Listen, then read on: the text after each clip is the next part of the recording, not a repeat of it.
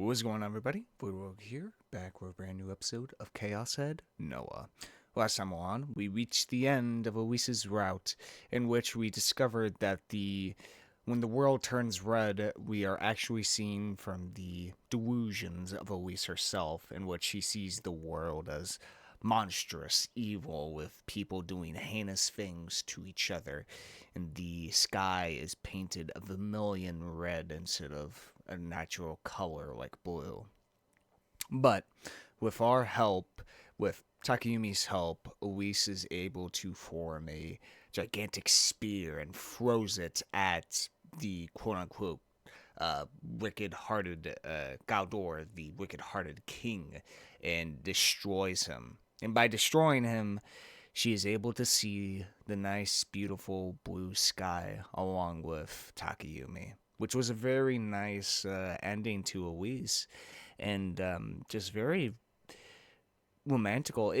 Like, I feel like Elise's biggest like demon was that no one saw the world like she did. She had no one with her. That's why she latched on to Takayumi so much, is because he was the first person that actually tried to understand her.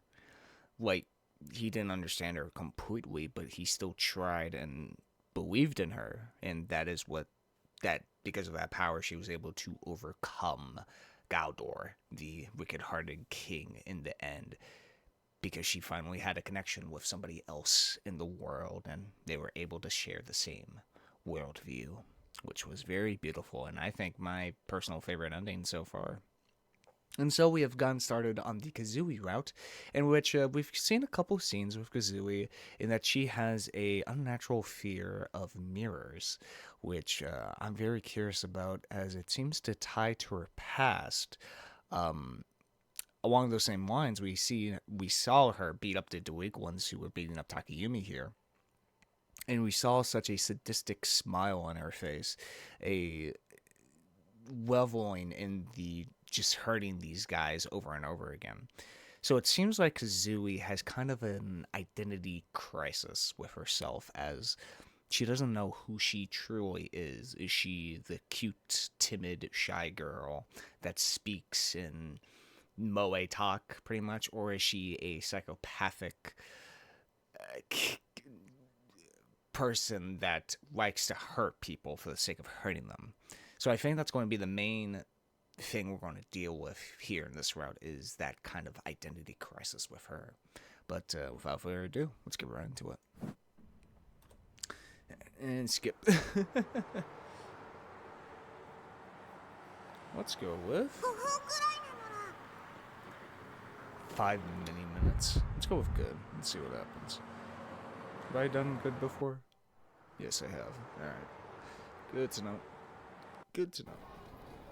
Now let's see when things start changing, since this is chapter 7.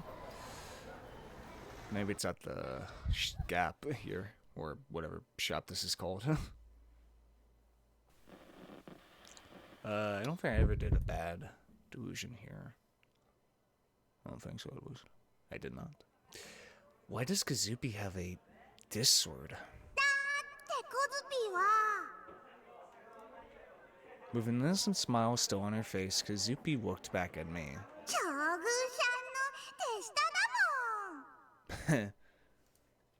And the gigantic snowboard-esque sword flash, as if cutting the air itself to ribbons. Ooh.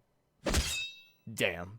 I had no idea what had just happened. Before I could even react, it was all over. Kozupi's small body embraced this sword. And clinging to that sword was a sticky substance, blood. Bye-bye, Takumi-san. And in that very moment, my body had been permanently disfigured. I nearly collapsed, so I tried to step forward with my right leg to stop myself. But my leg wouldn't move. The sensation in my lower body had disappeared. I felt a pursuing heat around my waist, all split in two. I fell forward. I couldn't move my body. Confused as could be, using only my hands, I pushed myself slightly upward and looked toward my body. Blood was gushing out from my side. Slimy, protruding intestines glistened in the light. Pink flesh clung to exposed white bones. It was a body that had been bored out, one that couldn't be mine. 嘘でしょ Unable to believe what I was seeing, I looked up at Kazupi.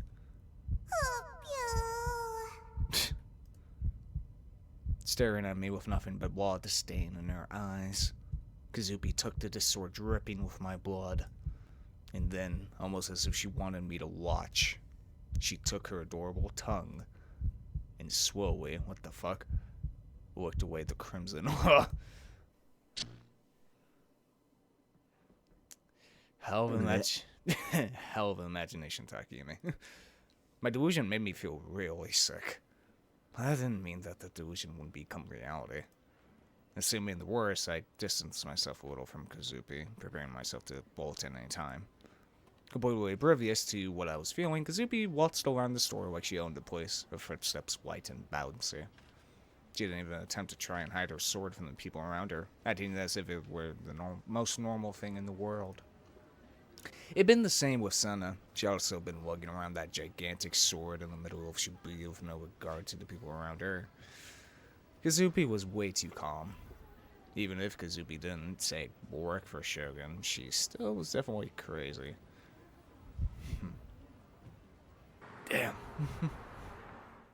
Well, it puts in perspective how long these scenes are.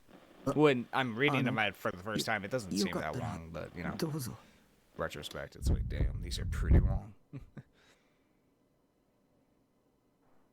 Okay. Just checking. Absolutely distraught. またあの車 Oh. だ Here we go. Before Shinsen Station, Ohara Kazui stood petrified. Over the past several days, she had been going back home from here rather than Shibuya Station, all because of the white car that had been following her. And today, the white car appeared once more. She's acting like Ketchy. Oh shit. As if waiting for someone, it was parked in front of the station. Stricken by this, Kazui froze dead in her tracks. The passenger side window slowly began to roll down, before stopping nearly halfway. Suddenly, the hand of the passenger emerged from the opening. Within their palm, a handheld mirror was clutched tightly. Through her eyes, it felt almost as if they were taunting her, goading her.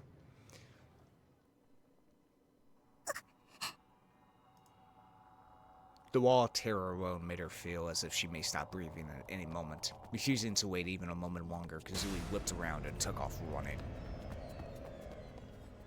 Focused entirely on her attempt to get away, she had no capacity to maintain proper footing, falling and scraping her knees many times as she sprinted.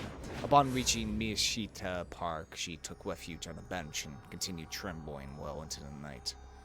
However, she could not afford to embrace her knees forever. Despite her fears, Kazui decided it was finally time to make her way back to Shibuya Station. Damn bus depot. But when she reached it, it was parked there too, the exact same car from before. やだやだよ Though she had no destination in mind, she bolted once again. Tears poured down her cheeks with no end. Doubt was all that filled her mind. Who could possibly be in that white car? What could they possibly hope to gain by harassing her? When she came to her senses, she realized that she had found her way back to Senshin Station. Given that the car had been at this very station earlier, the last thing she wanted was to return to it. Taking her chances, she entered an unfamiliar, narrow alley. Due to the lack of streetlights, the area was incredibly dim, something that only served to magnify the already intense dread in Kazui's heart. But at this point, Kazui was already drained. She did not have the energy to continue running. Wiping away her tears, she kept up her desperate struggle, stumbling every other step of the way. Aww. Then right when she thought she was about to hit the main road, the right car passed right in front of her. Kazui was shocked by its sudden appearance. It then traveled approximately 50 meters away from Kazui before stopping on the shoulder of the road. Its hazard lights flickered to life. やだ She lost all willpower to run. No matter where she went, they would always find her. As if it were reading her mind, the car would always anticipate where she would be. Sinking to the ground, she cradled her head in her arms. Aww. Within her heart, she cried out for salvation, but in the end, not a soul came to her rescue. Even as Kozue began to stagger away in a fit of tears, the vehicle remained parked, and to the very end, whoever was inside made no attempt to show themselves. Huh. I wonder if it's just, like, different white cars. Kozue's just, you know, making it up in her mind. Kill this creepy. Oh, is it this time that he thinks Kozue did it? No, never mind. First person to come to mind was Kozue. 最近渋谷はますます物騒だよ。昨日も怖そうなゴキゴキ男たちに拉致されそうになっちゃったから、ドカドカドカーンってしてやったのら。 It is so interesting that pretty much the reason this like each route changes is because Remy disappears and Takumi needs somebody else to protect him, and he chooses them. You know, it's a very interesting like kind of structure, I guess, which is like what happens to Remy in each of these kind of like, I guess, timelines, you could say. Kozue. She was as far removed from normal as could be, but also a pretty big idiot, but because of that, something told me that if I had to depend on her, she might actually hear me out. Alright, let's go. Upon entering the classroom, I looked towards Remy's seat. There was no one there. Next, I looked over at Kazupi's desk.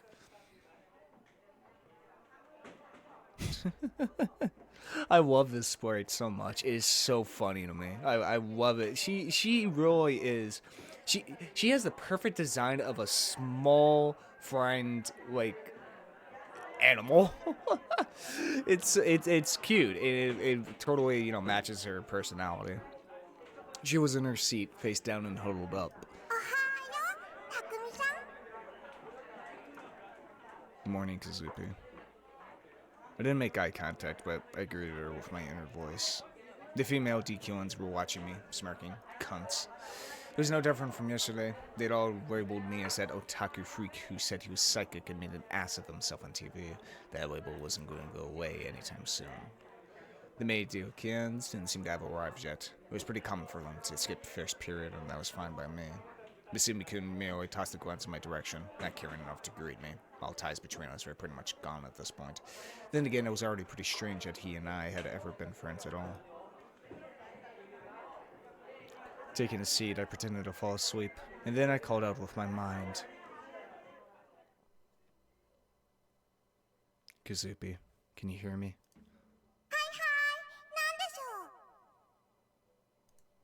I need your help. If I don't get help fast, someone is going to kill me. Yeah, that's why I want you to protect me. You can use your disc sword. それよりたくみちゃん、コズピーのことバカそうって思ってるでしょ。 Oh, exposed. やっぱりたくみちゃんひどいの。それにコズピーはね、誰でもドカパキってするわけじゃないよ。Kabang. コズピーはコズピーに悪いことしようとする人だけ。ドカクシャペキーってしてあげるの。 Okay, does everyone around me think I'm stupid? What is this? I'm just a poor innocent otaku who hasn't done anything wrong. All I want is just to shut myself inside my base and spend the rest of my life in there. I swear to God, it's like everything around me is scared of me. God, what the hell? What did I do to deserve this? I've done nothing wrong. I'm a good person. DQNs, they're the bad ones, and Shogun too. Please, Kazubi, I need your help. Protect me from them.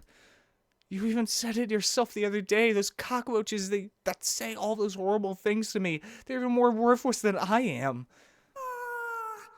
言ったかもかも。でもね、コズピはその将軍さんって人知らないよ。I know him all too well. He's this kid that looks like an old man and he rides around in a wheelchair and one day he's going to show up out of the blue and kill me right then and there and I think his name is like some bullshit like Harmon Smith or whatever.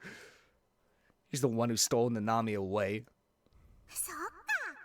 タクミさん大変なのね。But is that really all you have to say? 殺したいけど殺しちゃダメってセナさんに言われてるなら。 Shit, even Kazuki was on better terms with Senna than I was. With my head still down on my desk, I gritted my teeth and clenched my fists. What do I do? There's no one I could turn to except Kazuki. Senna kind of scares me, and even if she didn't, I doubt she'll have any interest in helping the likes of me. The only one I could rely on was Kazuki.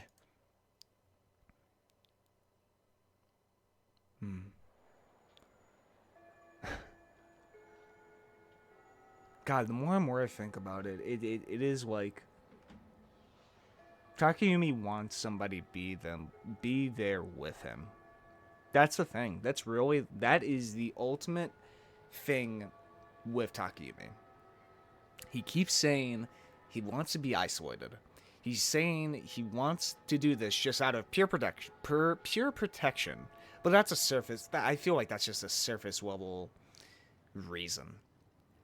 I think what Takayumi really wants is what anybody wants is fucking love, you know? Sure, he may say, like, oh, I'm into 2D girls.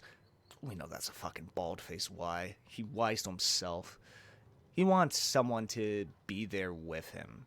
And because of the way he's grown up, he doesn't have any parents, you know? He has nobody. He needs to rely on somebody else for help. I mean, don't we all want that? A shoulder to cry on, someone to turn to? We all desire that in some form or fashion, obviously, be it love, friendship, family, right? And that's simply what Takumi wants, needs. He just uses the cover of, oh, Shogun's after me. You know, I'm scared of New Gen and shit like that. But he grows attached to these girls. Over the course of all of these routes, he grows attached to the main girl, be it Elise, Yua, Nanami. All of them. Because he wants that. He wants it so bad. But he won't admit it to himself. He thinks he's worthless. He thinks he's a loser, an otaku freak that doesn't deserve love, yet he still yearns for it. Which is so human. It's so... Like, I have to say, Takayumi is such an amazing human-feeling character. He truly is. He truly is. He's just a messed up, delusional version of a kid that's in a hospital bed. You know? That is kind of used as a weapon of war to achieve one thing and one thing only: to destroy Noah 2. Yet he still yearns for connection, which is so incredibly human. You know? That's kind of why I kind of relate to him a bit, is that need for connection. That's probably why, you know, surface level, Takumi is a piece of shit. But once you get more and more into him, the more and more you understand why he is the way he is. It's great. It's great. It's so good. The school bell rang, bringing the day to a close and me straight out of the classroom. Just like always, the class's token DQNs were making fun of me for the whole Esper debacle. Just today alone, they already come after me at least 5 separate times. Seriously, didn't they have anything better to do? Could boys like them only get their kicks from picking on others? The hell is wrong with normies? People thought they were actually human. They'll make me laugh. Shunning myself in my base to play ESO, immersing myself in dazzling delusions of Serotan. That was what made me happy. Very happy. God, I was so pissed off. In fact, I've been doing nothing but cursing out those DQ and fucks inside my head the entire way home. I felt Kazupi poke my shoulder from behind a few times.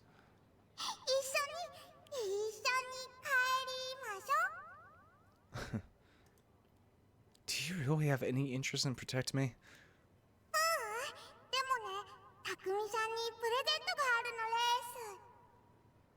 Present? A present? For me? Look at me. I think I just want to waste a flag. Okay, this is just going to be a fun dynamic. Oh, it's nothing.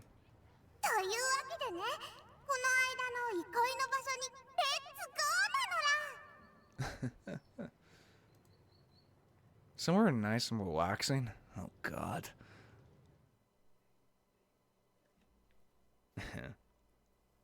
I knew it. There are no people around, so the description is pretty spot on. Then again, it is just a staircase, so that only makes sense. So why is it that I can't seem to calm down? Maybe it's because of that employee downstairs. Feels like he's been keeping a close eye on me. Maybe it's because Kazupi and I are speaking telepathically, and we aren't making any noise, so from an outsider's point of view, we probably just look like a bunch of freaks making faces at each other in total silence.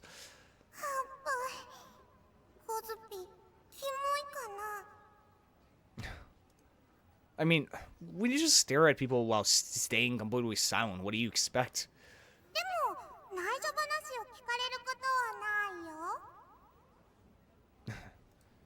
What? These are supposed to be secret?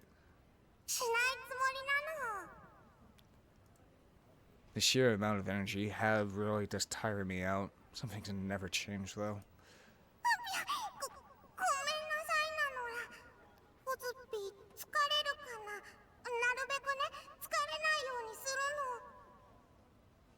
God, I think my heart's gonna explode.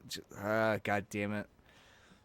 The more and more I realize, the more and more I'm very weak to fucking just cutesy language. God damn it.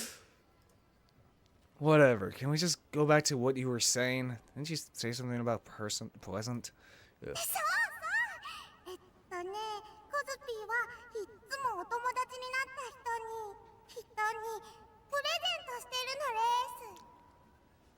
Okay. As she spoke, Kazupi started rummaging around in her bag.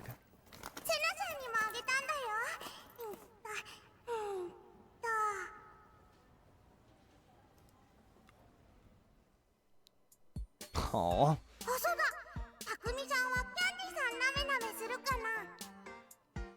Mr. Candy? She offered me a piece of candy. Just what the hell did she actually keep in her bag? For now, though, I just took the candy, wrapped it, and popped it in my mouth. It was woman favored. Tangy flavor spread throughout my mouth. Pretty refreshing, honestly. Was that the present, Kazupi?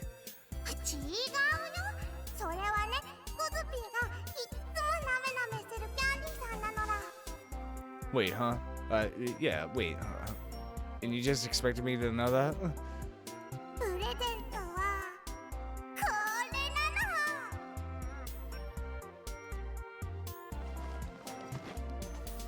Aww.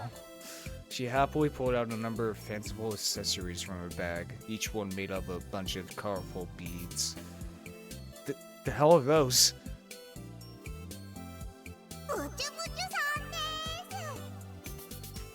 Clickety clackety.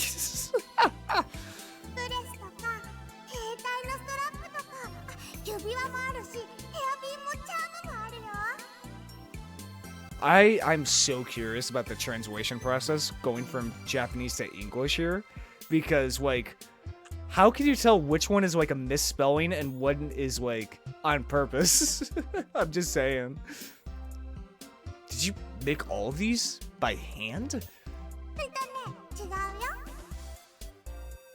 コズピーが手芸をやろうとするとぐちゃぐちゃドカーンってなっちゃうのら。これはね、ママが作ってくれるんだよ。コズピーがビーズ大好きだから全部ブチュブチュさんなのら。Kazubi suddenly grabbed my hand. The sheer warmth and softness of it made my heart skip a beat. タクミさん、ドキッてしたね。Only because it was a surprise attack. タクミさんがドキッてするとコズピーもドキンドキンってしちゃうの。 With a smile still on her face, Kazubi handed me something made out of beads. It was probably a cell phone strap, if I had to guess. はい、これあげますね。 I don't want it.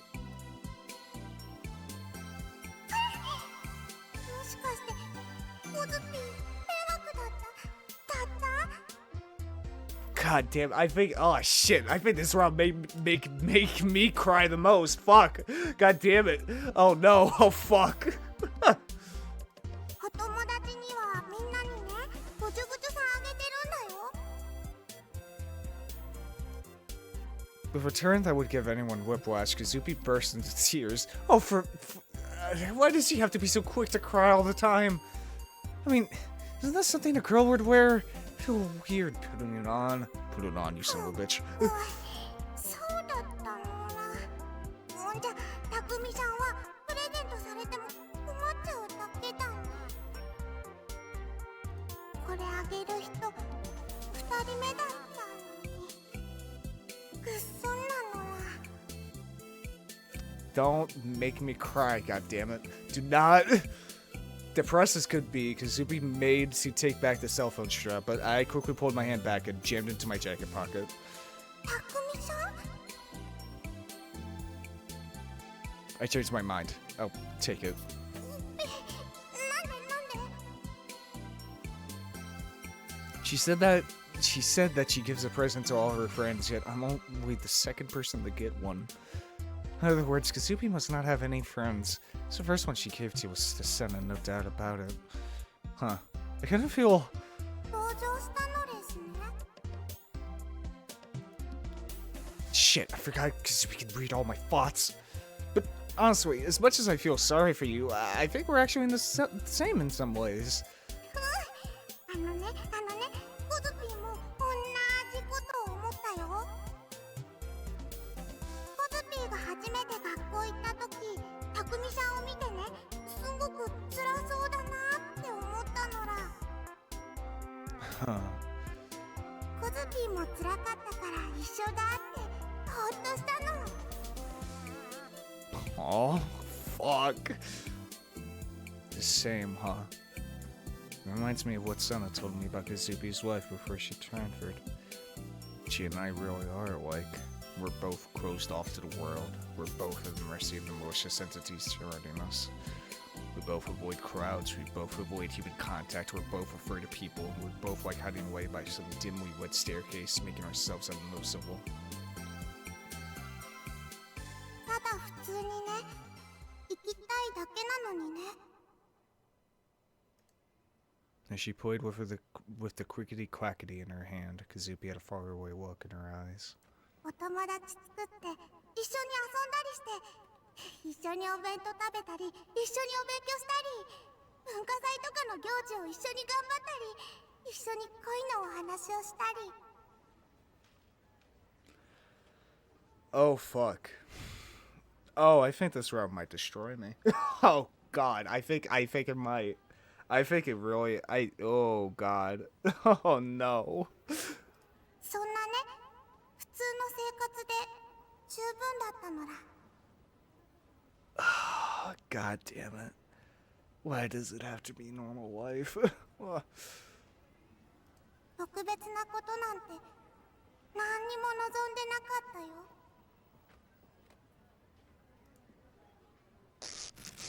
Suddenly, the expression on Kazubi's face disappeared, and then she tore apart the crickety-quackety she'd been playing with. The beads went everywhere, rolling and tumbling down the stairs. I've been thinking the same thing. Why am I the only one that has to suffer like this? I always ask myself, what did I do to deserve this? コズピーはね、悪いことしたよ。 Huh? Kazubi stuck out her tongue, and her smile came back. A bad thing? Do you mean the thing where you cut off your classmates' arms, or... 殺したいって願ったもん。 Oh. コズピーに意地悪する人たち全員ぶち殺したいって願っちゃったもん。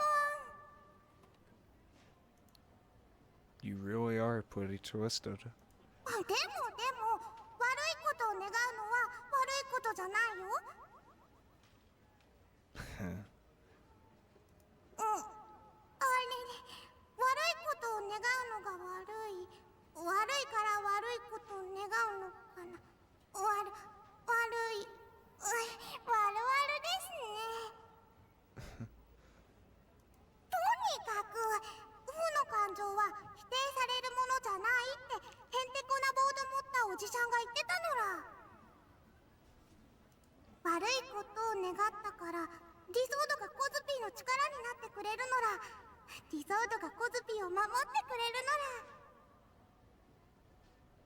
ら。だからね、もう普通なんていらないの。 Huh. Are you sure? Have you really given up trying to live a normal life? Are you sure that's what you want? That you won't regret it? めんどくさいのは嫌なの。世界には悪い人ばっかりだし。 What about Senna? Do you think she's a bad person too? セナさんはお友達です。悪い人じゃないよ。 The voice of Kazubi's heart sounded incredibly happy. あとね、たくみちゃんもだよ。ブチブチ友達なのら。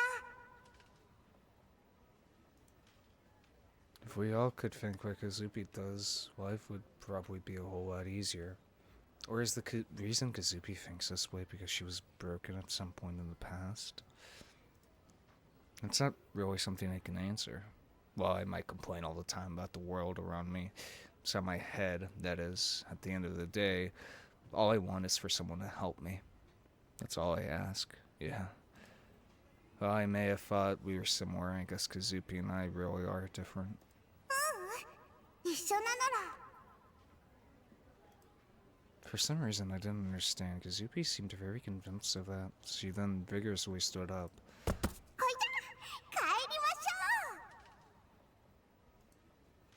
う。 As soon as I left her mouth, Kazubi whisked down the stairs. And then, in a display that was very in character for her, she slipped and fell on the very last step. The inside of Loft was as packed as ever. With a slight limp, Kazubi made her way through the building. There were tears in her eyes. Are you okay? 転ぶのは慣れてるよ。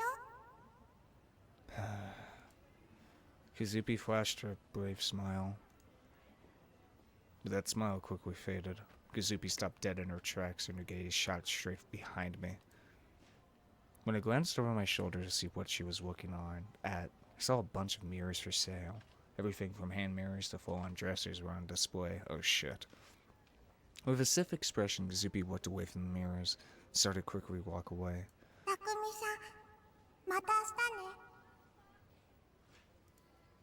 The voice of her heart held not even a trace of the energy from before.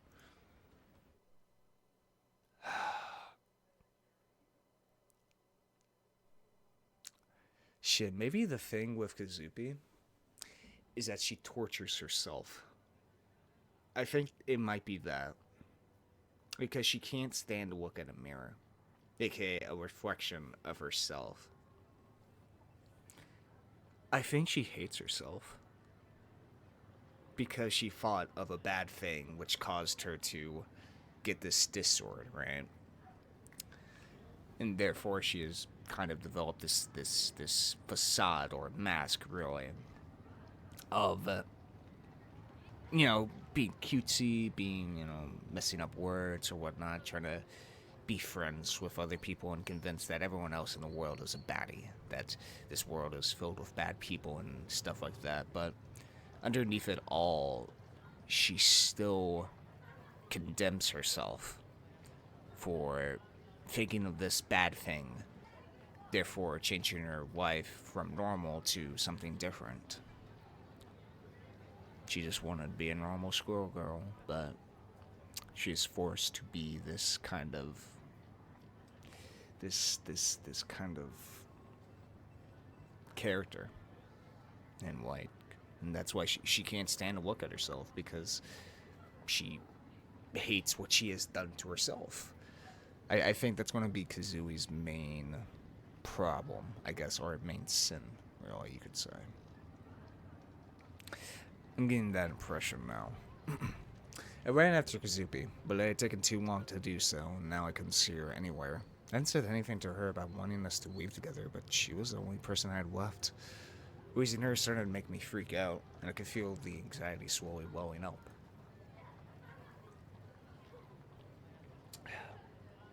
Being all by myself, especially in the center of Shibuya, I really didn't like it.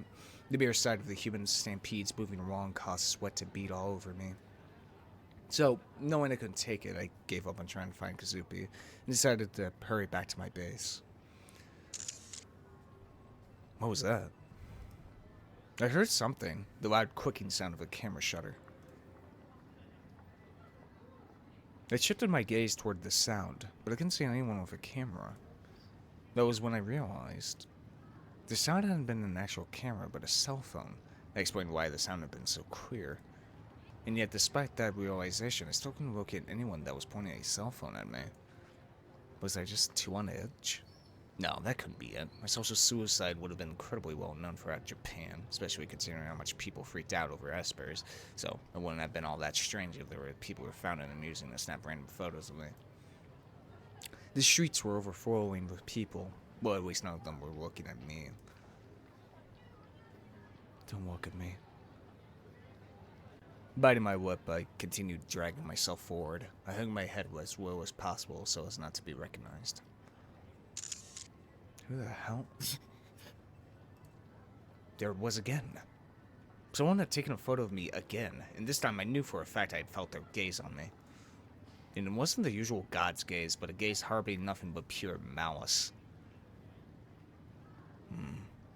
I looked around, and yet after all that, there was still no one there.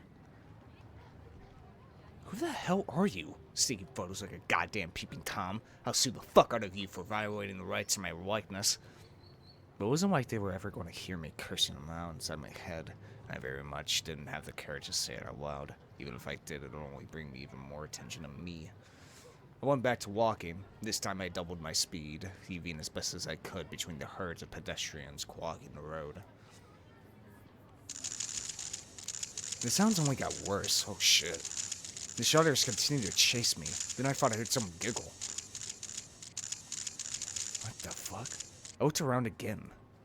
There were a number of people holding their cell phones at eye level. Middle-aged businessman, a woman in a suit, high school boy, and some DQN girl. Pretty varied selection.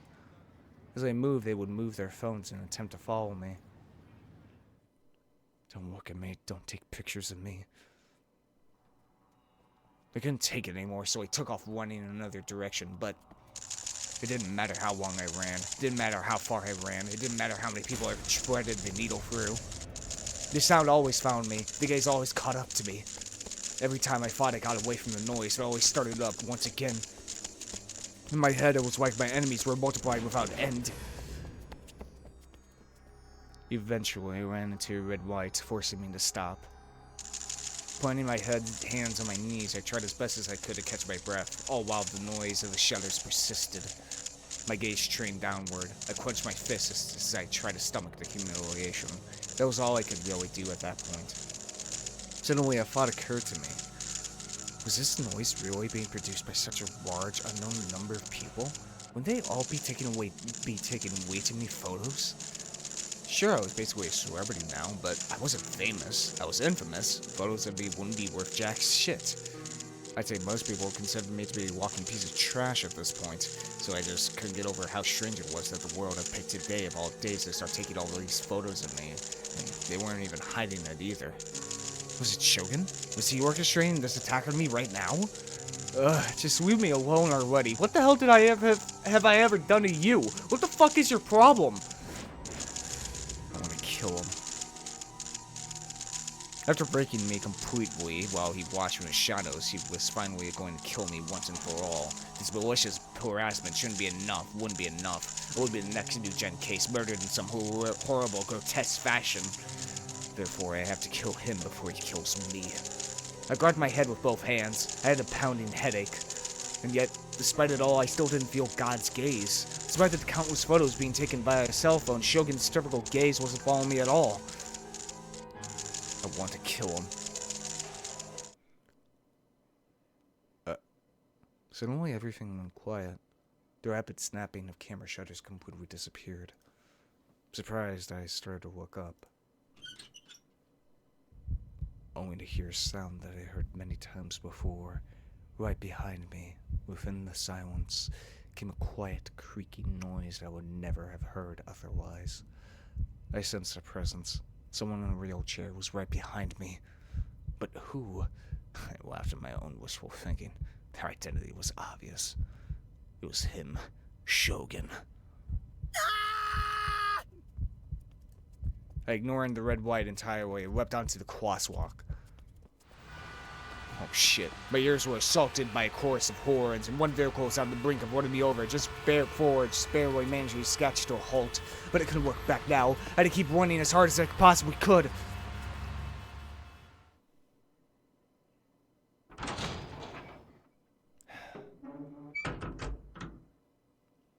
Even though I made it back to my base, I was still haunted by the sound of those shutters.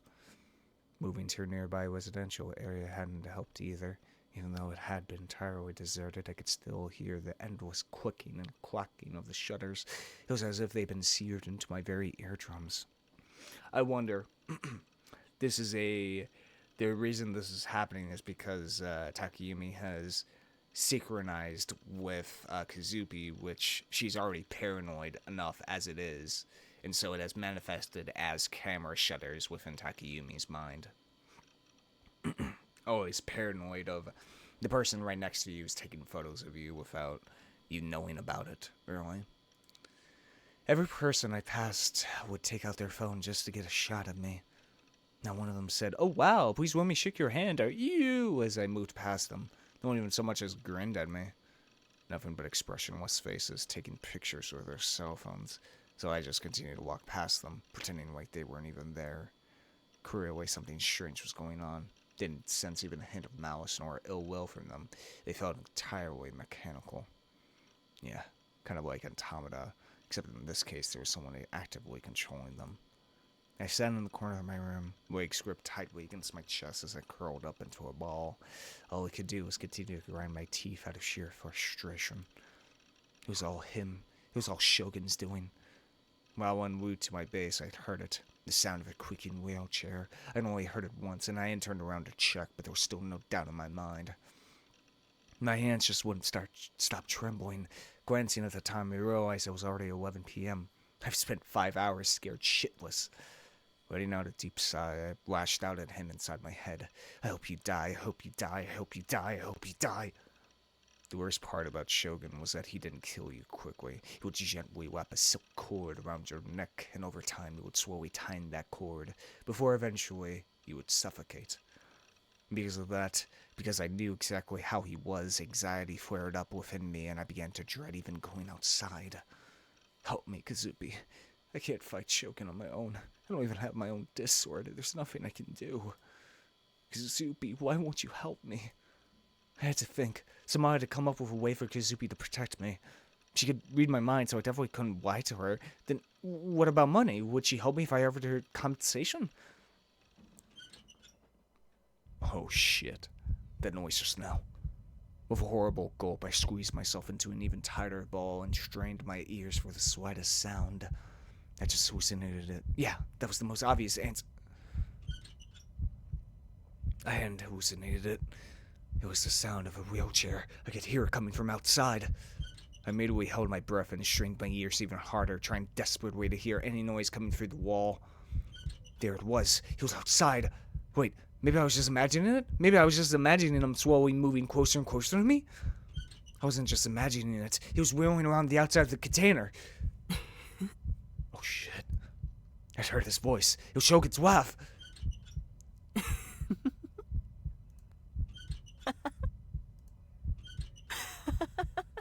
Oh shit.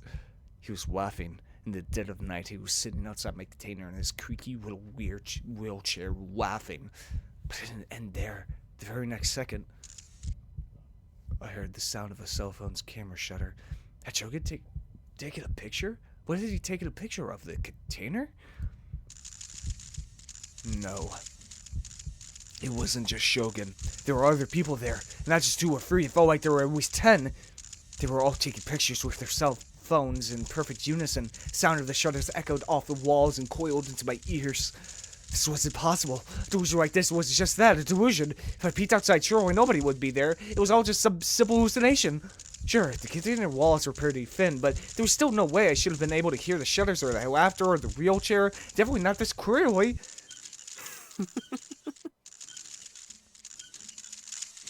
I didn't have the courage to go outside and check for myself. Fear overwhelmed me. I burst into tears, wrapped a blanket around my head in an attempt to cover my ears.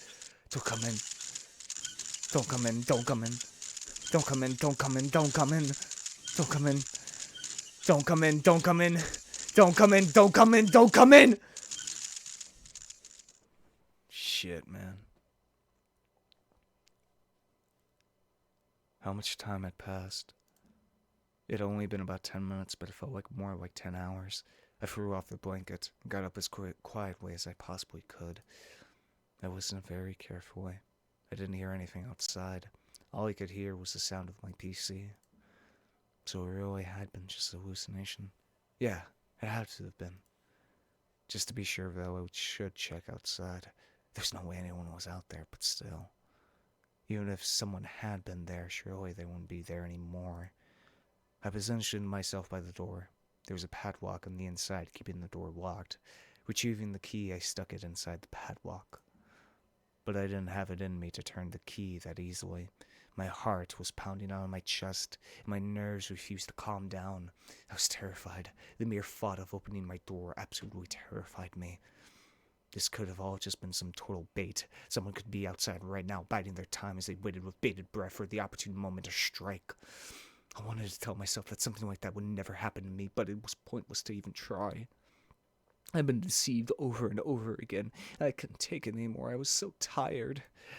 Why couldn't I just be left alone? Why did I have to endure these horrible, absurd trials? It was just too much for me. Fuck. I slammed my fist into the door with a loud bang. The noise resounded incredibly loudly, and my hand immediately hurt like hell. The sound came from outside. There were no signs of anyone being out there. There was nobody there, of course. Of course there was nobody there. It'd have to be stupid to fake there was somebody there. I bit my lip so hard blood slowly began oozing out, and with that I somehow found the strength to remove the padlock. And then I slowly opened the door.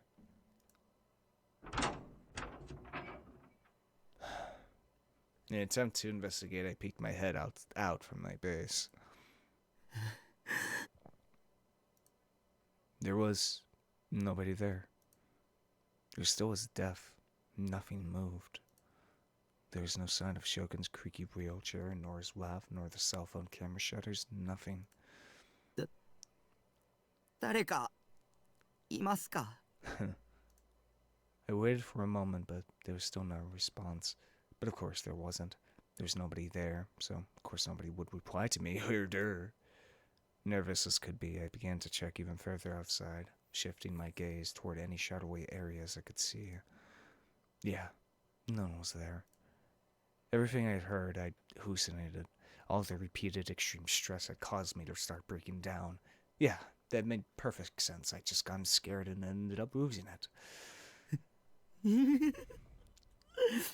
僕涙目。もうね、アホかとバカかと。The sheer stress I was feeling left me trembling as I laughed at my own pathetic state. Look at this dumbass. It was laughable. Really, I couldn't help it. Oh, man, I was so worn out.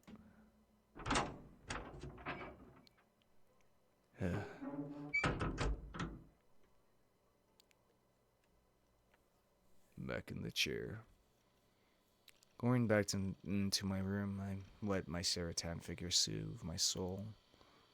Next, I sat down on my PC and logged into Free Power. That was where I checked for new updates in the Bloodtoon community. Could also see if my friends posted any status updates. Since a dread was building within me, something wasn't right. What the hell? The list of my friends' statuses popped up on my display. None of it was from any friends whose names I typically saw. Oliver Spire? The man of the hour, stairs leading to rooftop, double doors, shower, sink, container wall, rooftop, nightscape, commemorative photograph, beginning of the festival, wheelchair arrival, inside the rising elevator, arrival at site. The list had been bombarded with a single name posting over and over again in quick succession, burying all other posts. That friend's name being Spider. Did I even have a friend with that handle? Well, I'd be lying to myself if I said I knew all my friends. Had over 100 of them, so I'd be stupid to make that claim, yeah. It looked like Spider had run bound 15 entries in the past 30 minutes or so. Huh. Inside the rising elevator, arrival at site. When I saw the titles of the posts, I gulped, for I knew in my throat had gone completely dry. For one reason or another, I was struck with an immense sense of deja vu. When I saw the titles, I had a feeling that I knew exactly what the contents would be. With trembling fingers, I moved a mouse and clicked on one of the entries. Oh, fuck. Oh. これこれって The front of this very, very building. The post had contained a single image, and by the looks of it, had been taken by a cell phone. There was no text nor anything else in the post, just the image. There's no doubt that this photo was of the Kuranai conference hall. It seemed to have been taken at night, too. that can't be right. It was just my mind playing tricks on me. I forced a dry smile as I clicked on another post. Oh my god. 嘘だ Despite me crying out in disbelief, even I could have predicted what was to come just by reading the title. And yet, the horror gave rise to countless goosebumps across my skin, each bump like a shooting bubble of sheer dread. Those noises, they'd just been hallucinations, hadn't they? The sound of the wheelchair, the sound of Shogun's laughter, the sound of cell phone shutters. Had those sounds actually been real? Had someone actually been outside my base until only a short while ago, taking pictures and uploading them with her phone? The way this post was titled, The Man of the Hour. The timestamp had read 12:14 a.m., and right now it was 12:21 a.m. The last status update had only been 7 minutes ago. 嘘だよ嘘に決まってる Who was the Man of the Hour supposed to be? Who the hell could it be? I wonder. I really didn't want to look, but I just couldn't bear not to. I'd never be able to calm down otherwise. I quickly snapped my gaze at the door and back. Had to make absolutely sure the lock was on correctly. And right after I did that, scared as could be, I clicked the latest status update.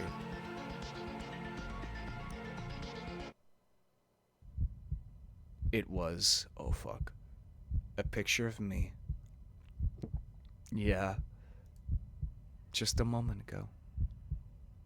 I had opened the door to see who was there. I thought nobody was out there. But someone had been outside.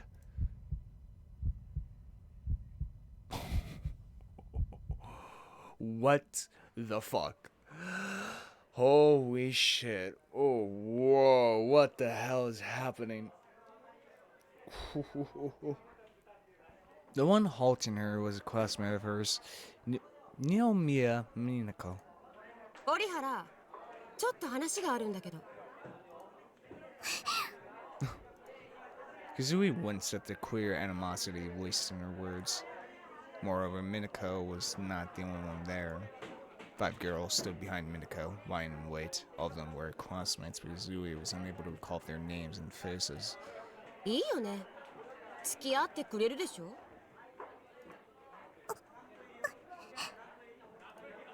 As she remained unresponsive and unsure of what to do, Kazui's quivering shoulders were then shoved not by Minako, but by one of the other girls behind her. ちょっと、なんとか言いなよ。Feeling entrapped by the crowd of girls, tears began pouring from the corners of her eyes. Her captives were quick to take notice, growing even further agitated. いちいち泣いてんじゃねえよ。いいからちょっと来なよ。 Oh boy. She refused to go with them, for she had a horrible feeling about the events to come. But when they grabbed her by both arms, she knew that she no longer had a choice in the matter. Oh, fuck. They brought her out to the rooftop. 10 more girls were waiting up there. Nearly everyone was a classmate of hers. When she realized this truth, Kozue was left deeply confused. Kozue could predict very well what would happen from this moment. She could acutely feel the intense malice directed at her from those present. Kozue shook in fear from the sheer number of negative delusions flowing into her. Despite her best efforts to endure, her tears simply would not stop flowing. こいつもう泣いてんじゃん。うわ、マジ？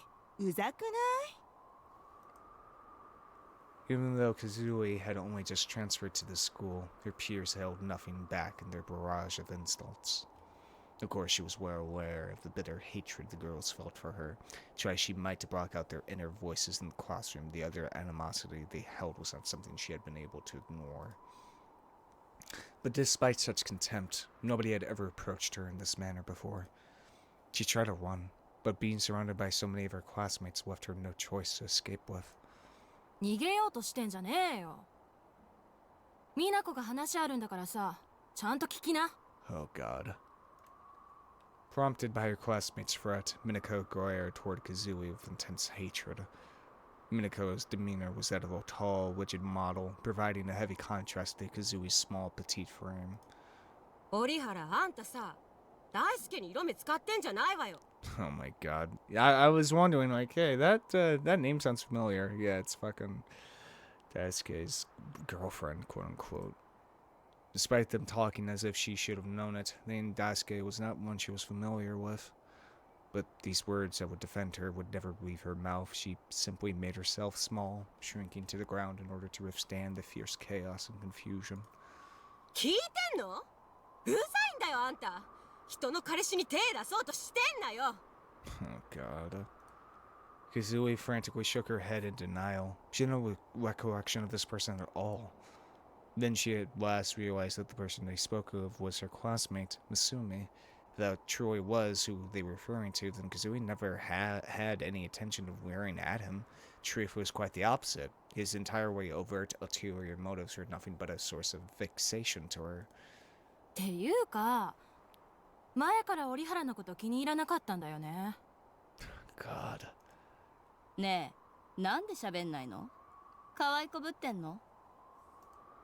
はっきり言ってうざすぎだし、ムカつくし。それとも男子とは話せても私たちと話すつもりないって？調子に乗ってんじゃねえよ。なんか言えよ、ブース。Aw. They pulled her hair, they struck her face, they shoved her shoulders. There was no escape. They would not let her. Bullying, beaten up. Kozue shuddered in fear as those words floated for her mind. Save me, Shana-shan. Save me, Takumi-shan. Oh. Her inner voice cried out, but it was clear that help would not arrive anytime soon. Before she had even moved here to Tokyo, this was how it had always been. No matter how much Kozue wished for someone to help her, it would never come. She had no choice but to bear it. If it were only this much, she could bear it. But that thought was just as transient as the last. From somewhere she could not quite discern, a noise faintly began to echo. Oh shit. The faces of her classmates immediately lost all expression. Each and every one of them reached into her jacket pockets in unison.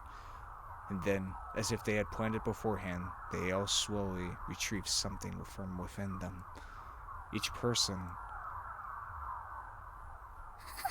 What? Held a handheld mirror. Mirrors of all manner of shapes and sizes. Holy shit. Simultaneously, each and every girl turned the surfaces of their mirror towards Kozue. It was like a cult performing a ritual. Within each mirror, Kozue could be seen stricken with the utmost terror, each silver screen reflecting a girl with eyes convulsing uncontrollably. Who are you? The nightmares that had once pervaded Kozue began to resurface. She was losing the self she knew. She could not stop trembling.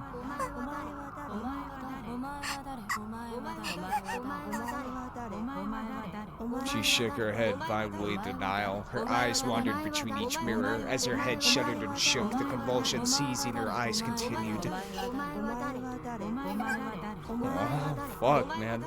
Kozue tried to scream, but she could only muster a feeble cry. Oh, fuck.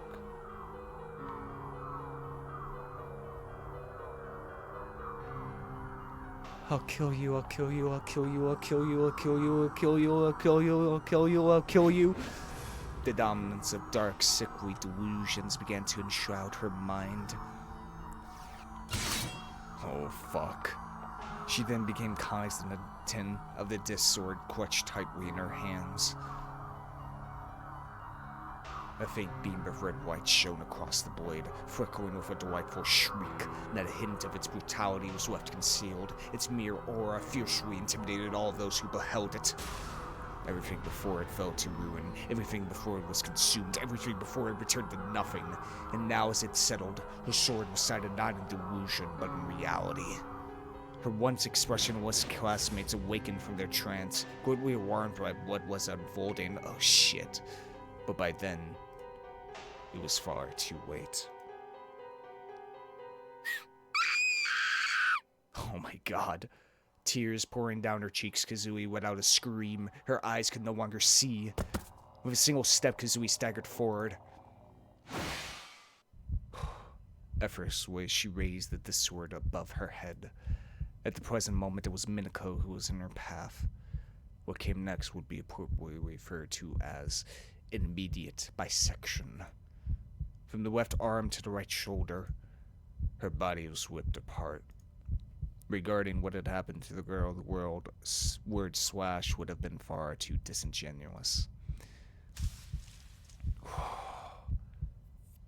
Sickeningly extreme amounts of blood burst forth from her body. As she raised the sword aloft, this time Kozue staggered backward. It was as if the sword itself had drawn her back. Her body moved about adorningly, almost as if it were dancing. Despite her remarkably petite frame, she swung the gigantic sword around with incredible ease. Oh. Despite being far past death, Minako's corpse was further desecrated in obscene acts of violence. God. The fleshly split blood danced in the air along with Kozue and her sword, dyeing the concrete crimson. Kozue, sapped of any remaining strength, collapsed seconds later in unison with what had used to be Minako. She was sobbing her heart out, the tears forcing her eyes to remain closed. Faced with that horrific display, her classmates stared in a daze, their mouths hanging agape. Not a single one moved from where they stood. It was as if they could not comprehend what had just occurred. Swaying slowly, Kozue returned to her feet.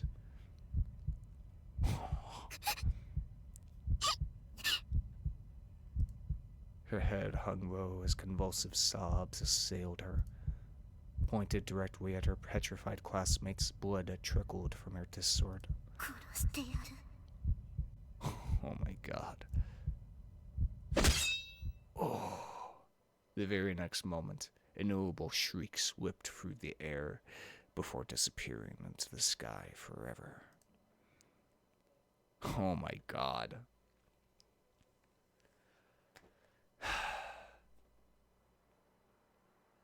In that moment, she was broken. completely and utterly broken.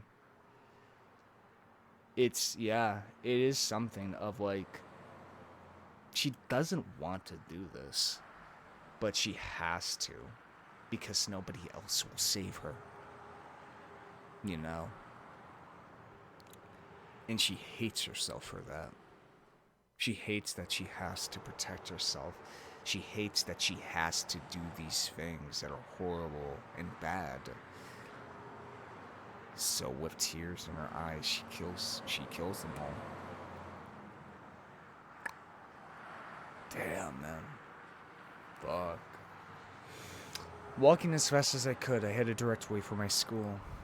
I kept my eyes out for anyone at all. Someone even dared to approach me, I'd run away as fast as I possibly could. I've been hyperventilating for forever now, wheezing again and again, my throat desperately gasped for air, so I beaded endlessly in my forehead. No matter how much I wiped it away, it just kept coming. I was just going to school. So I could get Kazupi to help with whatever the hell this was. I needed her to fight the bastards that were trying to break me. Kazupi would definitely do it. She was completely broken herself after all. I wanted to kill them. Shogun and his cronies needed to fucking die. There's no doubt in my mind that the people in my base yesterday had been Shogun and his underlings. They were finally cutting the bullshit, and now they were gunning to finish the job. They targeted me, begun their extensive mission to wear me down, and now they were moving in to kill me in the sickest, vilest, most disgusting way they could possibly imagine. I couldn't take it. I didn't want to die, so I had to kill them before they killed me. Oh, shit.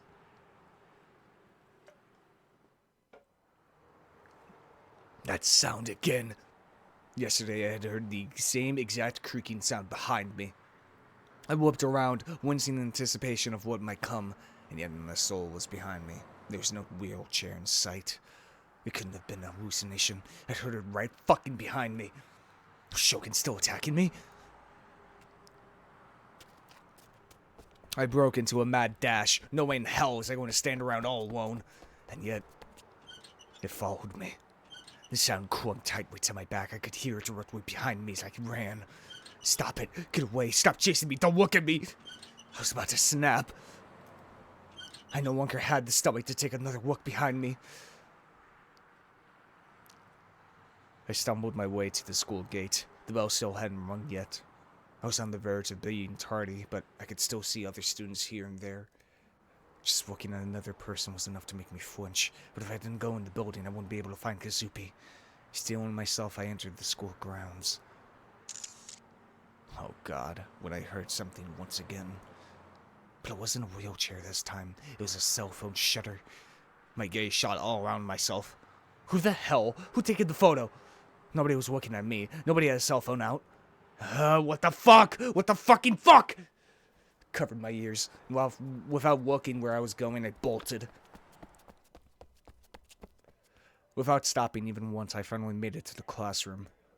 I was about to burst into the room, only to frantically stop dead in my tracks and turn right back around. The class decans were all assembled in there. The second my eyes had met one of them, I'd given up completely on going in. God damn it! This world was plagued with my enemies. Every single person was my enemy. All of you should die. Every fucking last one of you should just die. Since I couldn't go in the room, I opted to just turn around and keep walking. Maybe a delusion or two about masquerading those DQN pieces of shit would cheer me up. I'd only glanced in the room, but I hadn't seen Kazupi. Actually, there hadn't been any girls in the classroom at all. That was pretty strange. Actually, but I still couldn't care less. All I cared about was figuring out where the hell Kazupi had wandered off to. Of all times for her to completely disappear on me, it just had to be now. I was still wheezing from before, my breath violently forcing itself in and out of my lungs. When they saw me like that, the other students walking down the hall stopped and stared. Don't look at me. Oh my god. That sound again. Looking back, I saw 4 DQN guys that I hadn't noticed before. They all had the biggest smirks on their faces, each one of their cell phones trained on me. Don't look at me. Ignore them, because we could just kill them later on. Delusion like that sounded so exhilarating. Every last one of them dying horrible death. I had had fucking enough of this world. Kazupi still was nowhere to be found. I had no clue where she was. Maybe she just hadn't come to school today? But if that was the case, then what was I supposed to do? Really doubted they could fend off Shogun's attempts to break me, especially for a whole day. I've been pretending to be tough inside my head this whole time, but my knees were still shaking uncontrollably, and if I didn't stay focused for even 1 second, I'd literally sink to the floor and stay there. Kazupi, where did you go? Where the hell did you go? Please just save me! Oh shit. Startled, I stopped dead in my tracks. I'd heard a voice in my head that felt like it'd come from right next to me. Someone's inner voice. コスピのせいじゃないもん。コスピのせいじゃないもん。助けて。 Kazupi, where are you? Oh shit. Looking around, I saw Kazupi squatting down near a corner by the entrance, cradling her head. The moment I saw her, a gas forced its way from my mouth. Her entire body was a deep crimson, as if waves of red from an ocean of blood had crashed down upon her. No, it wasn't simply as if she was undeniably covered in a ridiculous amount of blood. I wanted to scream, but my voice had stopped working. Kazupi, say something, Kazupi! I called out to her with my inner voice. Kazupi slowly raised her head. Tears were flooding from her eyes, leaving them red and congested. Oh.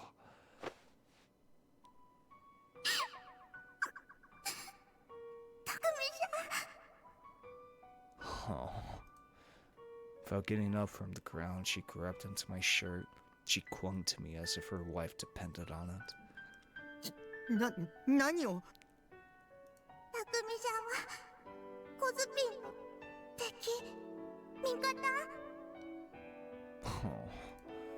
Oh. What's that supposed to mean? I tried to ask again, but she just buried her face in my chest and shook her head from side to side. The reddish black blood coating her entire body seeped into my uniform and slowly spread through it. I never realized how small Kazupi truly was. Her body was so fragile, I felt like I might break it at any moment. Only when I embraced her had I finally come to realize this. 僕はコズピーの味方だ。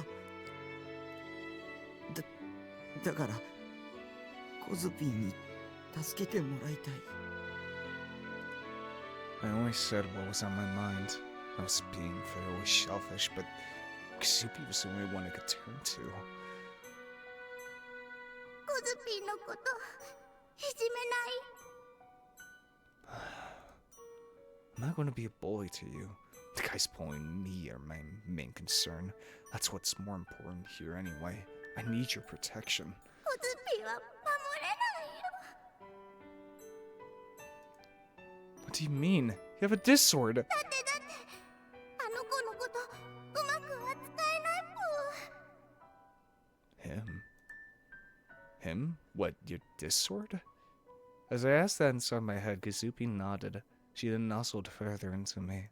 だからねさっきのドカバキクシャーはコスピンのせいじゃ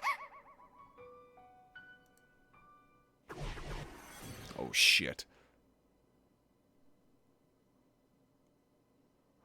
Without warning, I was hit with a fierce impact. Images burst into my mind like an intense montage of flashbacks.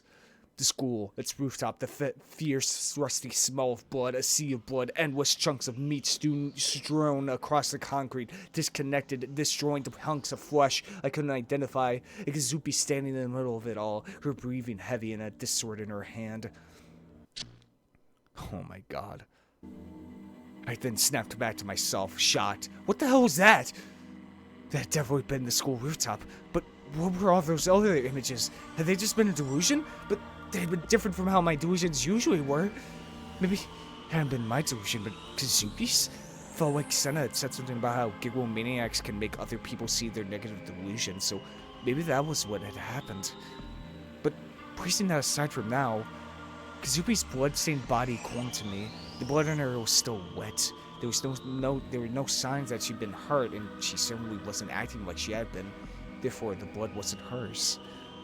I was trying at my absolute hardest to conjure up an explanation for the amount of blood she was bathed in. There's nothing normal about this. It was utterly insane. Whose blood was this? Kazupi, whose blood is this? コスピンをねいじめた人たち Oh shit. Kozue hung her head. She gently detached from me and looked away as if she was in trouble.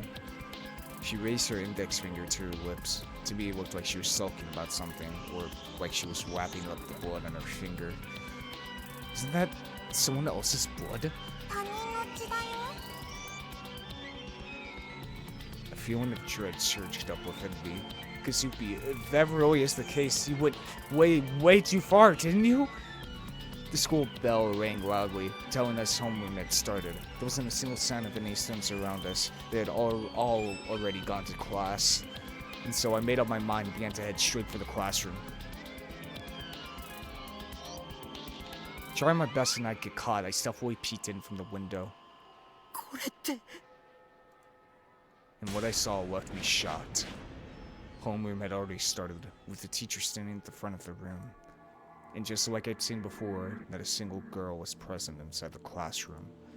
No way. Oh shit. I had to be sure. I had to be absolutely sure that it had all just been a delusion. Oh fuck. I took off for the roof, then flung open the door leading to it. The first thing to hit me was the somber blue sky, and the next was nothing but pure crimson. A little sea of blood. Oh. When hit with the remains of that horrifying scene, the psychological revulsion, the utter repulsiveness, and the overpowering stench, it all pulled together, and I could no longer keep the contents of my stomach from emptying across the concrete. Oh god. 拓郎さんはコズピーの味方だよね。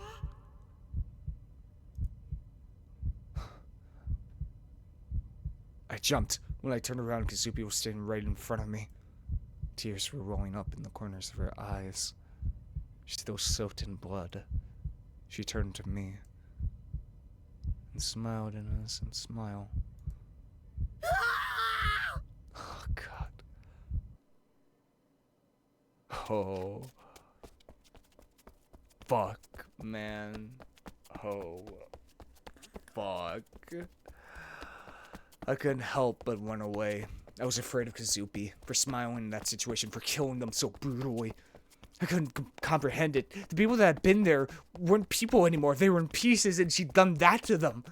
The scene on the rooftop had been burned into my mind and refused to leave. It repeated endlessly, looping over and over again in my head, and each time it did, I was hit with the most intense feeling of nausea. I lost count of how many times I dry heaved.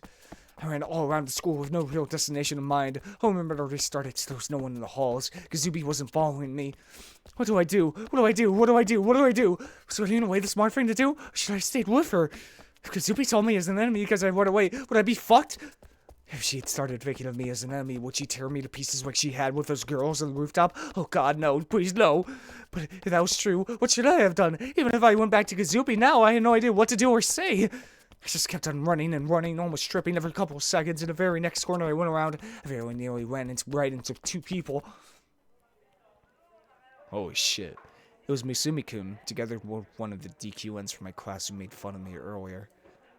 He looked at me with queer unease, while the DQN stepped in front of me, blocking my path.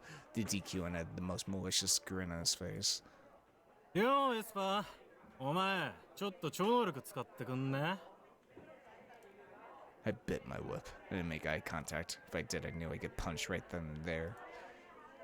The DQN made no moves to take out his cell phone. If he did, however, I very well might have lost and killed him, just like Kozue had with those girls. クラスの女子が授業をボイコットしたみたいだよ。誰も来ねえから、俺ら今探してるわけよ。でもだるいと思うね。ミスミやミナコが心配みてえだけどよ。どうせ集団でサボってるだけだろ。そう思うよな、エスパー。I didn't respond, and as a result, a sharp pain ran through me as he kicked me in the hip. おい、シカトしてんじゃねえよ。やめろよ。The second Misumi-kun spoke up, the DQN stopped dead in his tracks. タク、ミナコ見なかったか。チャイム鳴るまでいたんだけどよ。今はメールしても電話しても帰ってこねえんだ。Oh god. Oh, fuck. I couldn't tell him. I couldn't tell him about the tragedy that had happened on the rooftop. I had no idea who Minako was, but I assumed she was Musumi-kun's girlfriend, because she had been among the tattered pieces of meat scattered across the rooftop. And what about Remy? Had Kazubi killed her too? She shouldn't have. Remy had been missing for a while, and she hadn't been at school either. Really, I couldn't believe I was still worrying about her after everything that happened. What the hell was I even expecting her to do? She was never going to come back anyway, so what was even the point? なあエスパー、お前なんで服に血がついてんだ？ Oh shit. A shudder ran through me. It was blood from when Kazubi had clung to me. It transferred from her onto me, and now it fully covered the edge of my shirt. Musumi-kun's eyes widened, and he gasped. Oh fuck. タク、何かあったのか？何もないよ。 The second that left my mouth, I whipped around and ran away as fast as I could. I heard a voice calling after me, but I ignored it. Oh, fuck. I bolted down the stairs.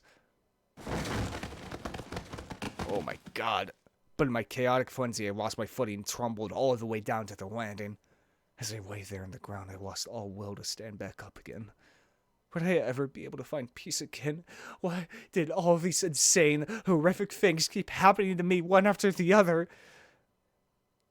タク A voice called my name. I only knew a single girl that called me that. I slowly, timidly looked up and saw a hand stretched out before me. どうしたの？ Holy そんなに慌てて shit. どこか怪我してない？ What the hell? It was Remy. Remy was here. 意味。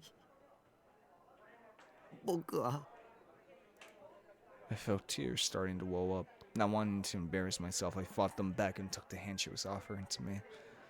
It was so very warm. Remy pulled me to my feet. 本当に大丈夫？かなり派手に転んでたけど。 She brushed off my clothes, not leaving a single spot on me untouched. リミ。どこへ。 Where had she been for all this time? Why hadn't she contacted me? She said she would protect me.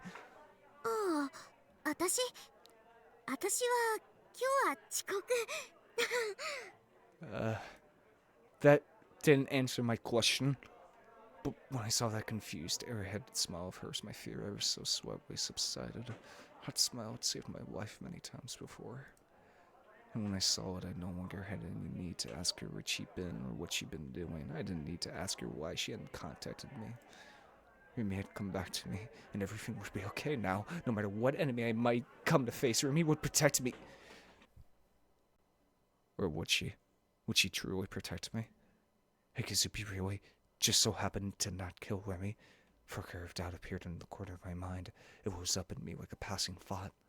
She had been absent for all this time, but she just so happened to come back today, and then she just so happened to be late to school on the day she just so happened to come back, and then Kazubi had just so happened to commit murder on the same day Remy had just so happened to come in late.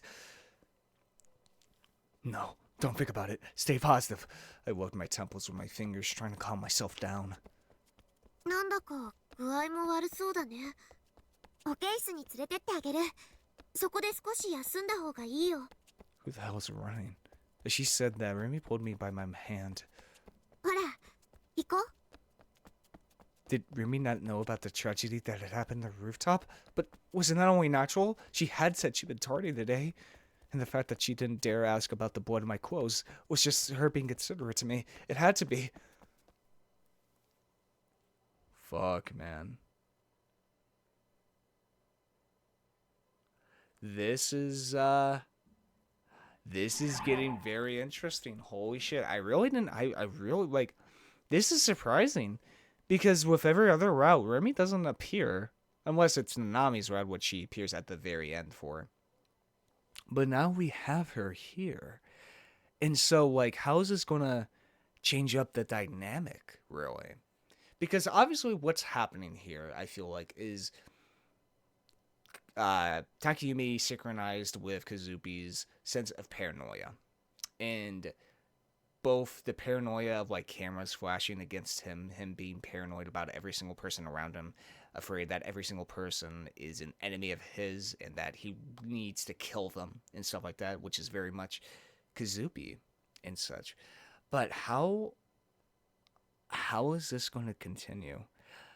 I'm very curious because this isn't like the others. It isn't just Kazooie. We now have Remy as well here with us. So I'm very curious as to see where the hell this route goes, as it could go in many, many different locations. But yeah, I feel like this is a perfect stopping point for right here. I hope you guys have enjoyed this episode. If you did, hit that subscribe button. If you liked it, hit the like button. When it's almost in there, put it down in the comments below. Check out the Discord server I hang out in, or my Twitter. Check description below. And yeah, it's been Voidlego. I'll see you guys next time. See ya!